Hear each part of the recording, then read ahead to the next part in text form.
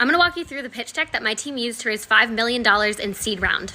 Your opening slide is just your brand and your tagline. We're only looking at these top slides. We'll get to the bottom slides later. Our opening slide explains what the problem is that we are solving. It is freaking difficult to get startup capital. That's what we started our company to do, to make it easier to get startup capital. Problem part 2, no idea stage loans exist. If you want to get a startup loan for your company, you have to have at least 6 months in business minimum. If you have a great idea, but you don't have the money, you don't have a rich aunt or uncle, you can't find that money, there should be a loan product to help you get started. That's what we created. Here, we're just building on the problem. Why is venture capital not a great option? Why are banks not a great option? All these options are not as good as us. We are presenting the problem and why every other product that's out there is not the right choice. And our solution slide. Paintbrush lends at the idea stage. The second someone gets their EIN, registering their company, they can apply for a paintbrush loan. Then we have a slide actually breaking down the product and a slide that goes over all of the competition. Now for us, there really isn't any direct competition. We created a product that simply doesn't exist. So we found all of the kind of closest competitors to what we offer. And then we compared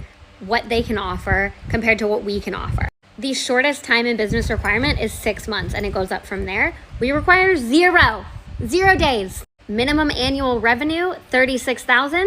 We don't require a minimum annual revenue because you're still idea stage, you're getting started. And we have a slide talking about the market that we're filling. So over 400,000 new businesses are created every single month in the US. And only 0.5% of those will end up being a fit for venture capital, which means that we can fit 99.5% of this entire market. And our last slide just talks about the milestones we've already hit. It also lists out some of the people who have already invested in us and where we're planning to go in the future.